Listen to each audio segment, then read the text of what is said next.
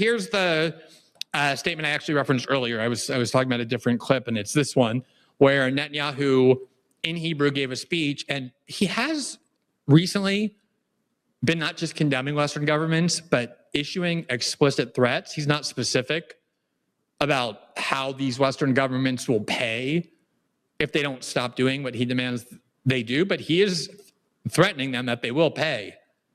And here is what he said in Hebrew about the responsibility of Western governments. אני דורש מממשלות המערב לעשות את מה שנדרש כדי להילחם באנטישמיות. Do what is necessary to fight anti-Semitism and provide the required safety and security for Jewish communities worldwide. They would be well advised to heed our warnings. I demand action from them now.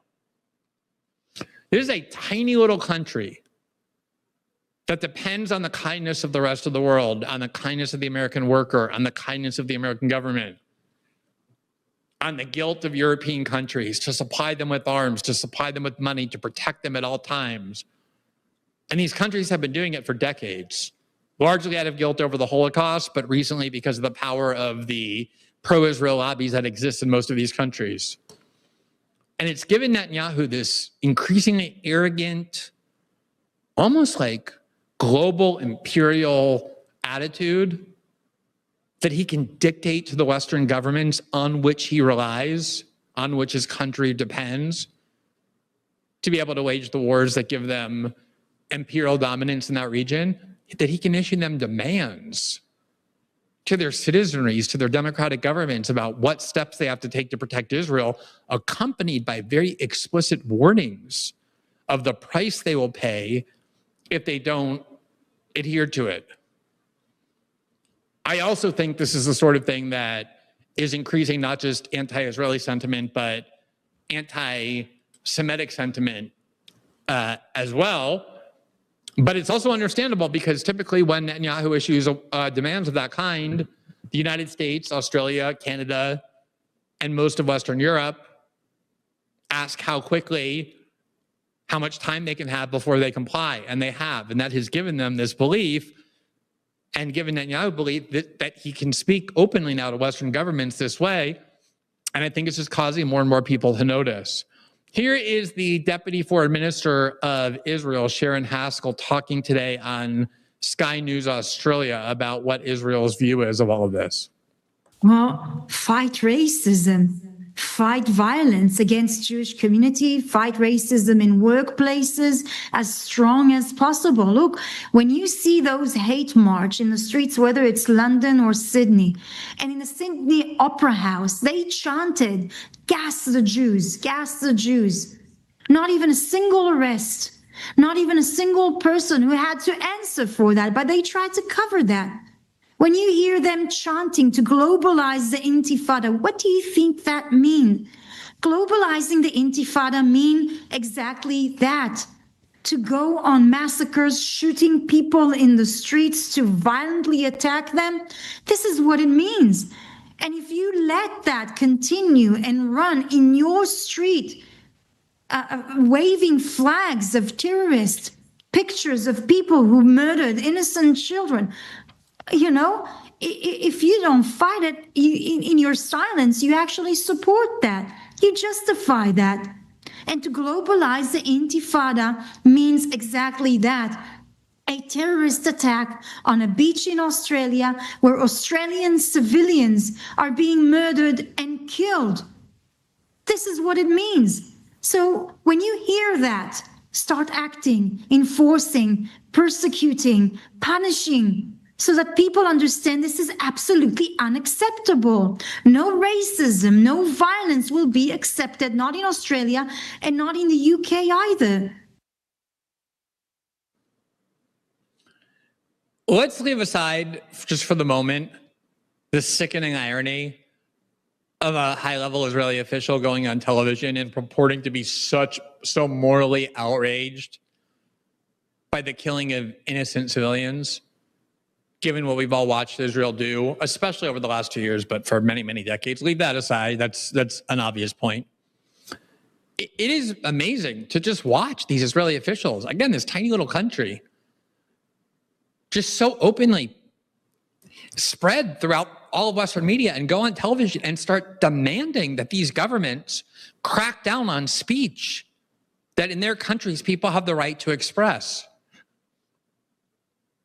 When these campus protests in the United States first broke out for the first several months, and Israel supporters were petrified of them because student activism in the past has been very effective. It was a big factor in it single-handedly prevented Lyndon Johnson from seeking re-election in 1968 over the Vietnam War, created a lot of turbulence in the 60s. It helped bring down the apartheid regime in the 1980s. A lot of that boycott South Africa energy came from college students. College students typically or people of that age, younger people, are more politically active in those ways for their own families. They have the energy. And that's why when the boycott movement aimed at Israel started on college campuses, that's why Israel made it a point to fund huge amounts of efforts to target American college campuses as a place of bigotry and hatefulness and radicalism. That's why so much of the American pundit class focused on what was happening with sophomores at colleges. A lot of it was about Israel. And you have these Israeli officials going on television in every Western country saying, you're allowing this speech and you need to stop it. And I remember when those campus protests broke out, and there were a lot of people in both political parties calling them criminals and terrorists, including under the Biden administration. The Biden White House is what really set the groundwork for considering these protests against the Israeli war in Gaza to be anti-Semitic, even though the encampments were filled with Jews, all things we've been over before. I remember when I would defend the right of college students to politically organize and to express their political views, kind of foundational to the whole idea of the United States and Western democracies, I would constantly hear from conservatives who had spent the previous decade posing as free speech absolutists that it's not free speech to go around chanting, kill all the Jews, kill all the Jews. And I remember on social media, I spent about 6 weeks when I kept hearing this at the beginning saying, where did that happen? On what American college campus did students gather and chant, kill the Jews, kill the Jews? It did not happen. Every time I asked that question, no one had an answer. They knew it happened, but nobody could show me a news article, a claim, because it didn't happen. That wasn't part of what they were chanting. They were chanting opposition to the Israeli government, but since that's protected speech and much harder to demonize, they had to pretend they were chanting, kill the Jews. As it turns out, the reason why people started claiming that was because at one of the earliest protests against the Israeli bombing of Gaza in Australia, there was a gathering of about 100 activists, and one guy who knows who it was, could be some stray idiot, some unwell person, some government plant, or maybe just a genuinely anti-Semitic person, picked up a cardboard amplifier and said 3 times, kill the Jews, kill the Jews, kill the Jews. One guy in Sydney, Australia. And from then on, it became, oh, these protests are people chanting, kill the Jews. That was not what the protests were about. The protests were about protesting what Israel was doing in Gaza. And yet, here you have Israeli government officials going to every Western country, telling their governments, you better stop allowing free speech of your citizens. You need to put people in jail for these things. You need to stop letting them say this, or you are going to be the ones guilty of allowing Jews to die. Is that actually going to help how Israel is perceived around the world and in the West? Do you think Western citizens are going to appreciate turning on their TV and hearing Israeli officials in a heavily accented English telling them and their governments and their countries that they better stop allowing people to protest in the streets against Israel or their government support for Israel? I think it's a lot more likely to produce resentment. I think it's going to put pressure on these politicians who are funded by the Israeli lobby. I do think it works that way.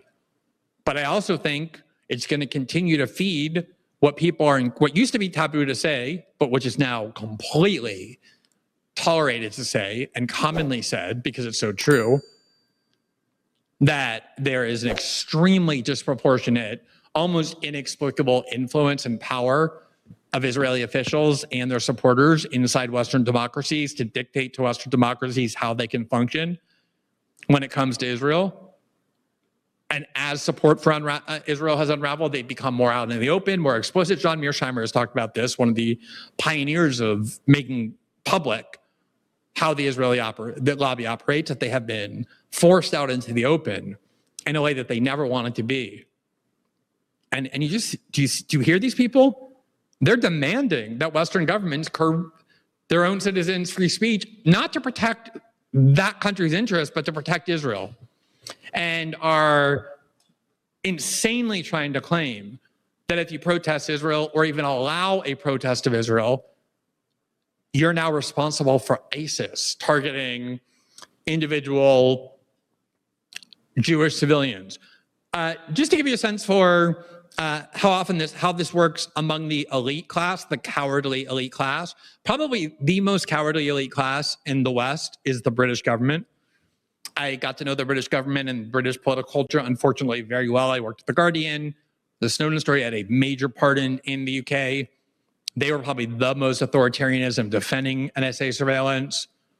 They actually sent armed agents into The Guardian's newsroom in London to demand that they physically destroy the Snowden files, even knowing that these files were kept all over the world and would achieve nothing. They still demanded it. They were the ones who detained my husband as part of the reporting to intimidate him, threatened to arrest. They detained him, threatened to arrest him on terrorism charges. In any event, they got super repressive, and they've only become more repressive in arresting people who protest the Israeli government. And it's a labor government. It's a center-left government. It's not the conservative government. But they're all filled with worms, like careerist worms, who are petrified of their own shadow. And here's one of the worst. His name is Wes Streeting. He's kind of like the Pete Buttigieg of the UK Labour Party. He's openly gay, but he's like I don't even want to call him centristy because like there's too much credit as though he has a set of beliefs. He's an absolute vacant careerist.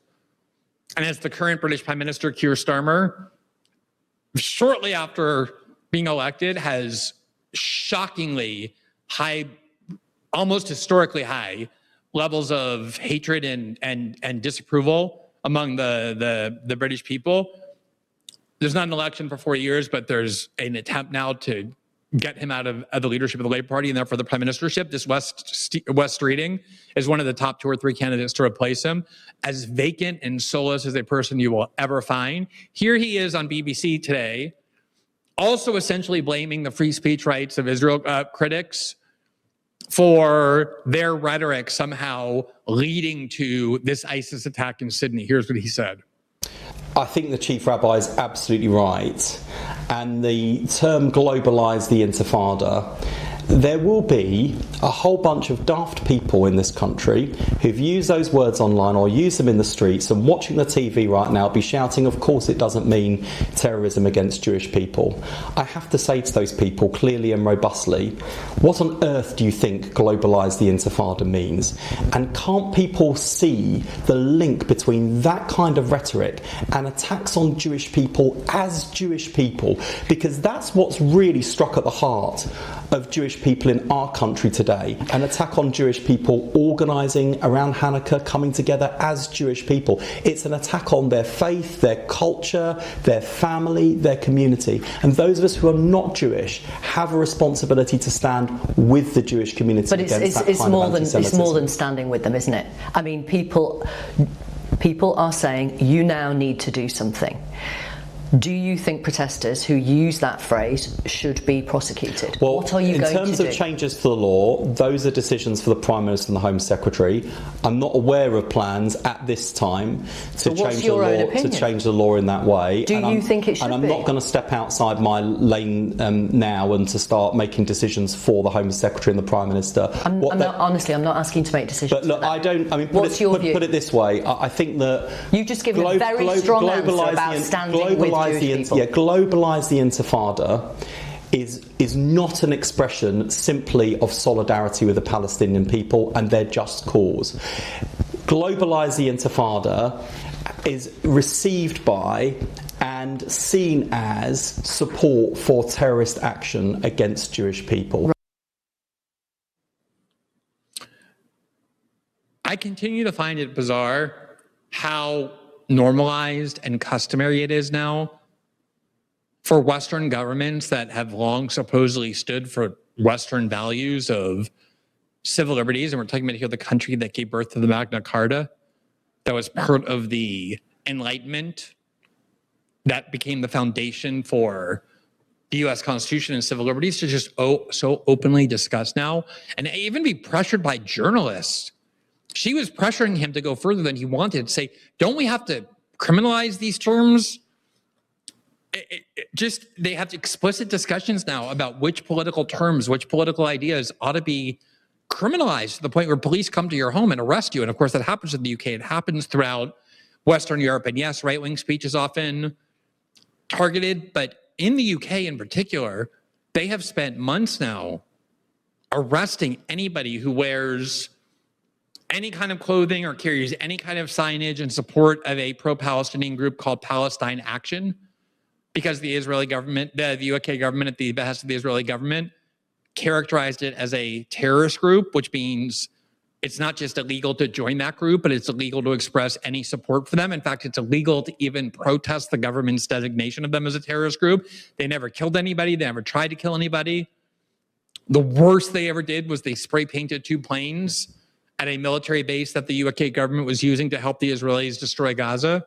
And for that, they got called a terrorist organization. And so you have 70 and 80-year-old women going to protest every Saturday against the Israeli war in Gaza. And if they have a sign that says Palestine Action, they get arrested. And now this journalist is saying, don't we have to do more? Don't we have to even ban more of these phrases? I just want you to realize, think about what Israel has done here so successfully in the West, with the help of Western governments.